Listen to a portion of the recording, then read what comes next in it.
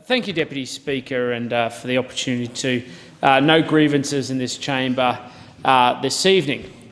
Deputy Speaker, as you may be well aware, I have a long-standing, abiding commitment to freedom of speech in a free society and the freedom of all Australians to be able to stand up and express their views without recourse or repercussions. Now, of course, freedom of speech is a complex issue, Deputy Speaker. There are a lot of people around who like to talk about their freedom of speech but seem, frankly, quite disinterested in the freedom of speech of others. And the reality, like all freedoms, is it sits within a context. And freedom is critically important, but is enlivened by a framework of laws and policy and a culture, I might add, around what people can say in the freedom of a society, but you need to have a preservation of the institutions within that society and, of course, also protect it from external threats. When I was in my former capacity, serving as Australia's Human Rights Commissioner, the primacy that I put on those foundational freedoms was clear by the fact that I wasn't just given the formal title as Australia's Human Rights Commissioner, but also dubbed by the then former Attorney General, the Honourable George Brandis QC, now High Commissioner, as the Freedom Commissioner. Tragically, some people, or may I say blissfully, some people on the other side of this chamber like to occasionally taunt me with titles like Freedom Boy, which I take as a badge of honour.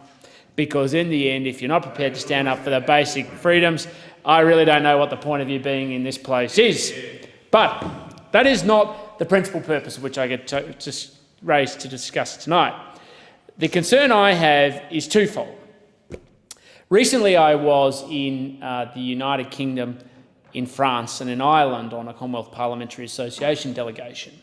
And they are facing, each country in their own subtle way, whether it's through the challenges of elections, whether it was Brexit, whether it was their own presidential election, or in domestic ordinary elections for Parliament.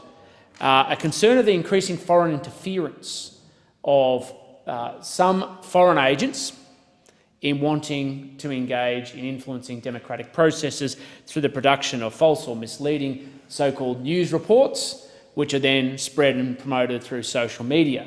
And of course, there are allegations against a number of countries, principally Russia, which has sought to publish and produce content which is false, based on lies or misinformation, designed specifically to target domestic populations to turn them against their own citizens as part of a sort of almost, you'd say, divide and conquer strategy of foreign policy.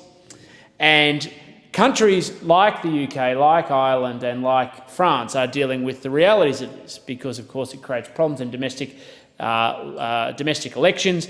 It creates increasing problems because when you have so much information that is available as it is today, and we are certainly living in a time where information is more readily available than human history, and the credibility of that information is not able to be easily tested, you have a problem.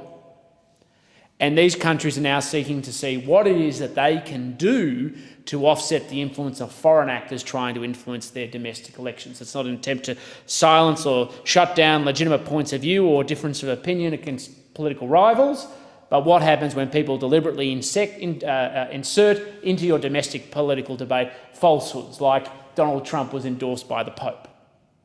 Clearly false. Well, we don't know what his private view is, but he certainly didn't publicly endorse Donald Trump.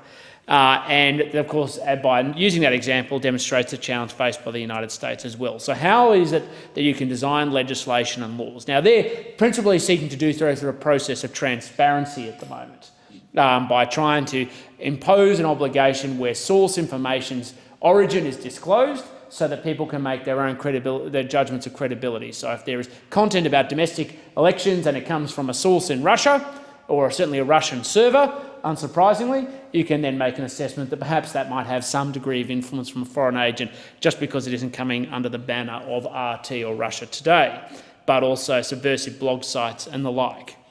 So we have a critical challenge here, and this is one that may be befalling other countries, but we may have it in good order as well. There is a clear tension between some of the issues around freedom of speech and democratic participation, as well as dealing with fundamental issues of national security. And if we're not ahead of this and seeking to learn from the activities of other nations, then we will only be waiting until there's a time in the future where other countries seek to take advantage of our charity, our generosity and our freedom to subvert not just the democratic process, but ultimately the authority and strength of the state. And I put that in the context that I have other concerns, Deputy Speaker. In fact, in this chamber, a colleague who, by pure coincidence, happens to be in the chamber with me, the member for Canning, recently raised concerns around an individual by the name of Chow Chuk Wing and his involvement in various activities related to our domestic concern. Now, I am not going to get involved in the issues around that case. I know it is presently before courts. It would be, in my opinion, it would be irresponsible for me to say anything at the immediate time.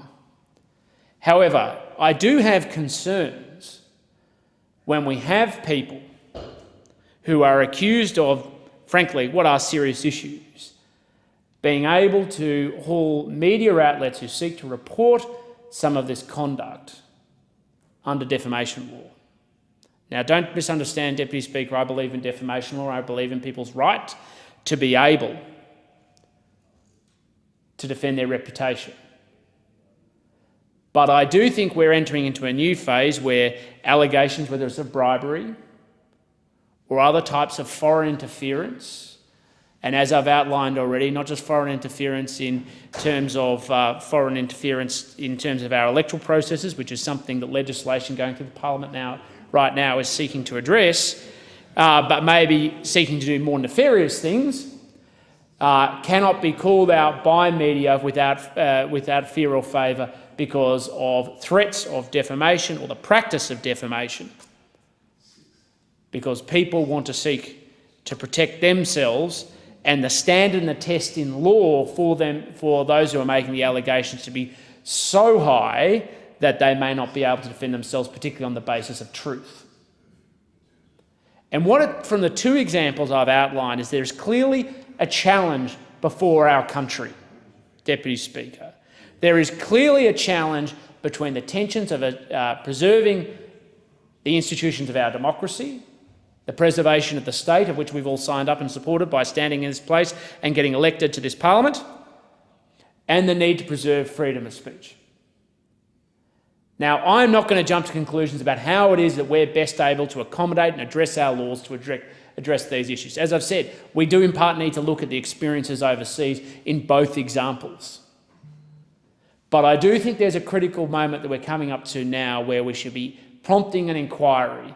And this Parliament should enact an inquiry, whether in the House or the Senate or joint standing or at the request of the Attorney-General or whatever other mechanism, to understand the practical reality of what our current laws mean for freedom of speech to deal with foreign actors and foreign agents, particularly those who may wish our nation ill or may be engaged in conduct which is contrary to the preservation of the state and or our national security. And that this is the sort of action that this Parliament could take that could be constructive, proactive, and do a lot to protect the interests of this nation. So a recognition that defamation law and some tensions around national security interest, national interest, is critical.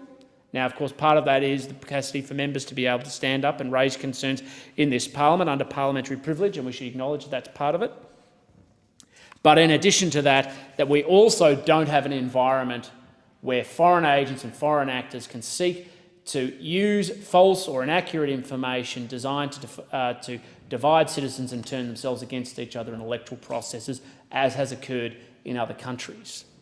And that working with social media companies and the like, there is a necessity to see how it is that we can build not just the legal infrastructure, but the social infrastructure, and as I said before, working with commercial enterprises to protect this great nation.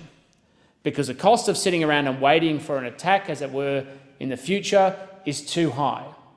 Our democracy and the institutions that underpin it are very strong, but they are also at times vulnerable to the influence and the attitude of others who want to undermine them, and I would rather not see that occur. I would rather see us take a proactive approach in the interests of defending this nation, as those people who serve in this Parliament, I believe, stood for election to stand to do and to serve their country. And I think it's a ripe opportunity to take that action.